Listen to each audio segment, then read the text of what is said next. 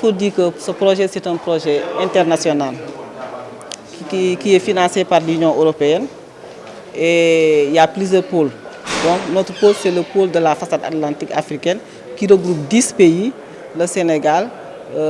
D'abord, nous avons la Mauritanie, Maroc, Bénin, Togo, Cameroun, Côte d'Ivoire, Gabon, Togo, Sierra Leone, Libéria.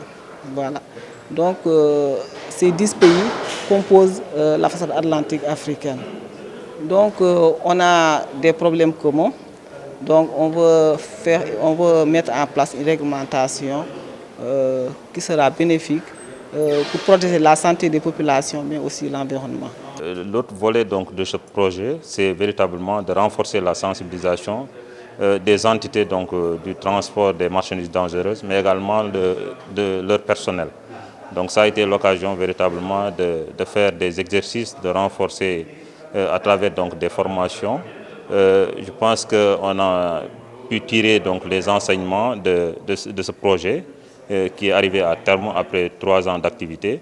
Et je pense qu'il est nécessaire, à mon avis, donc, de consolider ces acquis et donc véritablement d'aller vers la signature très prochaine donc, du décret sur le transport des marchandises dangereuses. Alors le profil des personnes qui sont ici pendant cet atelier, ce sont les points focaux nationaux qui sont en fait des personnalités nommées par leurs gouvernements respectifs avec la mission de s'entourer d'équipes avec des points de contact nationaux plus spécifiquement dédiés à ce projet, de soutien techniques locaux et qui vont être les relais à l'intérieur de chaque pays vers les techniciens que nous souhaitons former. Et cette démarche de formation de formateurs est vraiment importante puisque l'on a pu voir que sur les 3 années de ce projet, nous avons pu former 943 personnes très précisément du monde industriel du transport pour savoir quoi faire en termes à la fois d'adaptation de la réglementation, parce que des prescriptions internationales existent sur cette thématique-là, donc qui peuvent servir de fil directeur pour être appliquées dans chacun des pays, jusqu'à la réponse opérationnelle, à l'équipement nécessaire pour faire face dans les premiers instants à ce genre d'accident.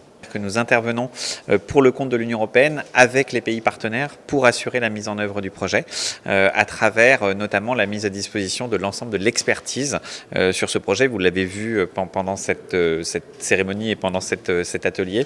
Nous avons plusieurs experts sur différentes thématiques, que ce soit la protection civile, l'ingénierie, l'environnement, le transport de matières dangereuses qui appuient les pays partenaires et qui travaillent ensemble pour justement permettre la mise en conformité qu'expliquait Madame à l'instant.